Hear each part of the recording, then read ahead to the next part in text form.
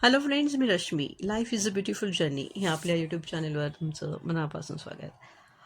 Friends, निक्सेन हा एक Dutch word आहे. हा एक डच लोक ह्या शब्दाचा अर्थ म्हणजे ते डुईंग नथिंग, म्हणजे ते असं मानतात की जस्ट सहजपणे जगायचं, म्हणजे काही त्याच्यामध्ये मोटिव्ह किंवा असा पर्पज डेलिबरेटली असं नाही करायचं की आज मला हेच जेवण बनवायचं आहे किंवा मला आज असंच करायचं आहे, इथून बाहेर जायचं आहे किंवा शॉपिंगच करायचं, असं काही नाही. जसं येईल तसं. म्हणजे आज मी सकाळी उठली आणि मला असं छान वाटतंय की पाऊस पडत आहे, खिडकीतनं मस्त मला हिरवंगार दिसतंय आणि मी मस्त कॉफी घेतली हातात आणि जस्ट बसली आहे. खूप वेळ मी बाहेर पावसाचे थेंब बघतीये, छान हिरवंगार वातावरण आहे आणि असं मस्त वाटत आहे मला, एकदम छान. आणि लगेच मला असं वाटलं की मला काहीतरी बनवून अजून त्याच्यावर खायचं आहे, तर मी काहीतरी छान त्याच्यात चटपटा बनवलं आहे आणि मी एन्जॉय करते आहे. So I am with me, म्हणजे टोटली मी माझा टाईम माझ्याबरोबर छान स्पेंड करते. पण मी असं काही ठरवलं नाही हां, की आज मला असंच करायचं आहे किंवा तसंच करायचं आहे. जस्ट गो अहेड, म्हणजे जसं जातं तसं. किंवा आज मला थोड्या वेळाने वाटलं की मला एखादं वाद्य वाजवायचं आहे जे माझ्याकडे आहे, किंवा गिटार आहे किंवा काही असेल दुसरं काही, आणि मी त्याच्यावर एन्जॉय करते आहे. आज मला असं वाटलं की ठीक आहे, मला अंघोळ जरा उशिरा करायची नाही, आता मला करायचं तर लेट इट बी. म्हणजे अगदी सहजपणे जगायचं, तिथे कुठलंही असं टेन्शन किंवा असं काही प्लॅन करून तुम्हाला काहीही करायचं नाही आहे.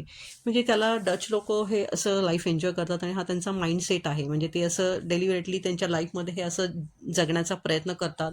सो दे फील हेल्दी, म्हणजे त्यांना छान वाटतं, पॉझिटिव्ह वाटतं आणि ते एन्जॉय करतात. म्हणजे सहजच फ्रेंडच्या घरी आपण अपॉइंटमेंट घेऊन जातो, तसं अचानक गेलं, मस्त फ्रेंडला भेटलं आणि छान गप्पा मारल्या, त्यांच्यावर टाईम स्पेंड केला. हा जो आनंद आहे हा शब्दात नाही सांगता येणार तुम्हाला. म्हणजे असे काही निखळ आनंद आहेत जे आता खूप आपण कमी अनुभवतो. तर हा जो शब्द आहे हा मला जेव्हा मी वाचला आणि ह्याचा अर्थ मला कळला तर मला खूप छान वाटलं. म्हणजे मी पण असं कधी-कधी एन्जॉय करते. म्हणजे मला एखादा पिक्चर बघायचा आहे, तर आजचा दिवस माझा आहे. तर कधी-कधी मी स्वतःसाठीच पूर्ण वेळ देते. म्हणजे मला कोणी डिस्टर्ब केलेलं नाही आवडत. तर मी मस्त जेवण बनवते जे मला आवडतं. कारण आपण एरवी काय करतो, सगळ्यांचा विचार करत बसू, की ह्याला काय आवडतं, त्याला काय आवडतं, आणि मग आपल्याला जे आवडतं ते हो करू आपण कधीतरी.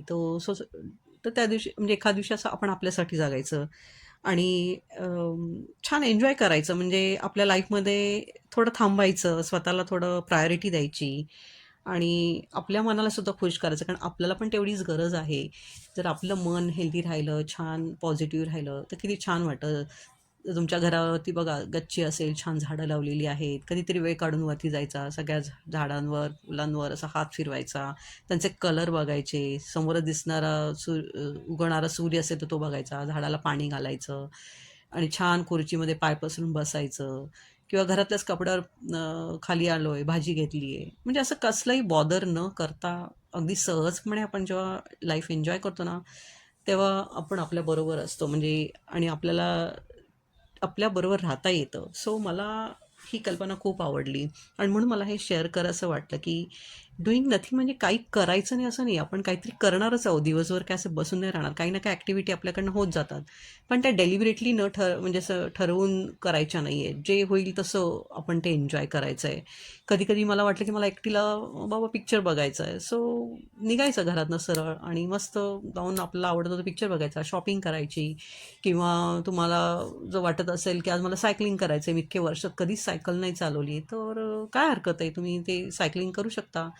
बरं तुम्हाला असं कधी-कधी वाटतं, की काही वेळेला आपण काही गोष्टी आपण नाही करू शकत, तर त्या करायच्या आपण. म्हणजे असं लाजायचं वगैरे नाही, की मस्तपैकी मला वाटतं आज, की मला वडापाव खायचा आहे किंवा मला आज गाडीवरनं कुठेतरी लांब फिरायला जायचं आहे.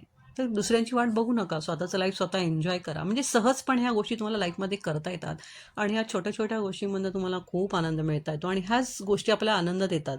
म्हणजे दिवसाच्या शेवटी जर आपण विचार केला, की आज आपण काय केलं? अरे हो, आज मी छान माझ्या मैत्रिणीबरोबर होते आणि आम्ही मस्तपैकी एन्जॉय केलं. आम्ही दोघी मिळून खूप गप्पा मारल्या आणि अगदी शाळेतल्या आठवणी म्हणा, काय जे काय मनात येईल ते आम्ही मस्तपैकी अगदी वेळ कशाचे भान न ठेवता हसत होतो, खिदळत होतो आणि म्हणजे कुठलाही स्ट्रेस नाही.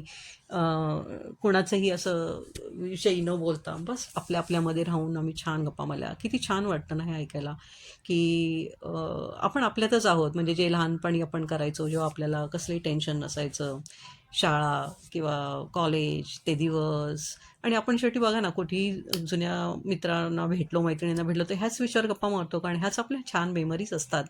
सो ह्याच मेमरी जपायच्या आणि जसं-जसं वेळ पुढे जातो तसं काही सुटत जातं हातातनं. पण तरी पण आपण आपल्यामध्ये राहून आपले जे काही पॅशन असेल, आपल्याला काय आवडत असेल, आपल्याला कुकिंग आवडत असेल किंवा आपल्याला काही पेंटिंग करावंसं वाटत असेल, आपल्याला जर ट्रेकिंग करायचं आहे, कुठे बाहेर फिरायला आवडत असेल, तर जरूर वेळ काढून हे करा. कोणाची वाट बघू नका. कदाचित घरातल्या मंडळींना नसेल इंटरेस्ट, तर फ्रेंड्सबरोबर जा. कधी सोलो ट्रिप करा. आजकाल सगळ्या फॅसिलिटी अवेलेबल आहेत. वेगवेगळे फ्रेंड्स जोडा, वेगवेगळे ठिकाणी जाऊन वेगवेगळ्या जेवणाचा आस्वाद घ्या. छान फिरा, स्वतःबरोबर राहा, एन्जॉय करा. कारण मला हे खूप आवडलं डुईंग नथिंग. म्हणजे मी तर स्वतःबरोबर राहते. मला जेव्हा वाटतं की सहजपणे मी निघते बाहेर आणि मला जसं वाटतं की अ, फिरायचं आहे, तर मी निघते. मी कोणाची वाट नाही बघत आणि मला त्यात जास्त आनंद मिळतो कारण मी माझ्याबरोबर असते आणि मला जसं पाहिजे तसं मी करू शकते. सो ह्या सगळ्यामधनं सांगायचा उद्देश असा आहे की हे रोज नाही करता येणार. पण जेव्हा पण वेळ मिळेल तेव्हा नक्की करा. कारण ह्याच्यामुळे तुमची अँक्झायटी कमी होते, तुमचं स्ट्रेस लेव्हल कमी होतो, यू फील बेटर, पॉझिटिव्ह आणि तुमची एनर्जी वाढते. तुम्हाला काम करायला उत्साह येतो आणि हे जर असं तुम्ही काही कालांतराने करत राहिला, तर तुम्हाला याचा रुटीनचा कंटाळा नाही येणार. तुम्हाला काहीतरी नवीन करायची इच्छा होईल आणि उत्साहाने तुम्ही भरलेले असाल.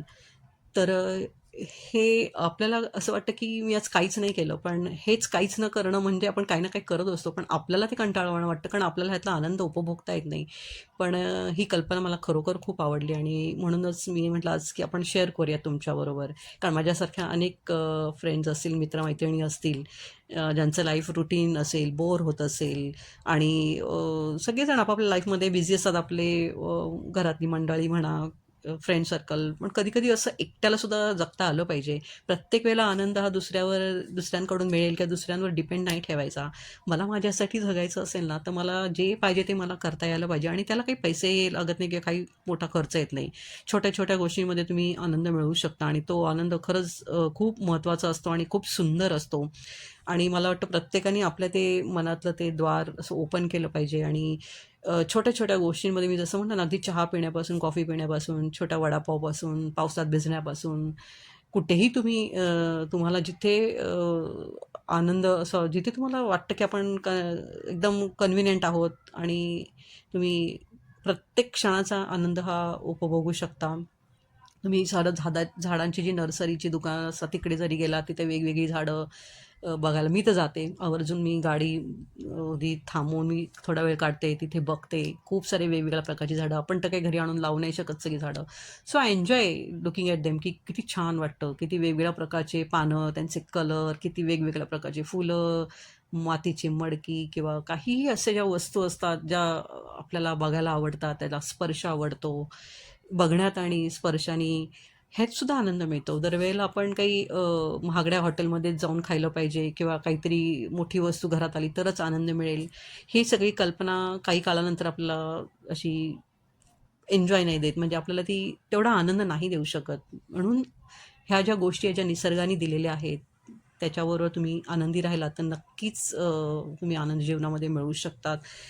आणि it's a state of mind आहे. म्हणजे म्हणतात ना, आनंद हाच असतो. बाहेरच्या बाह्य स्थितीवर आनंद अवलंबून नसतो. So thank you so much.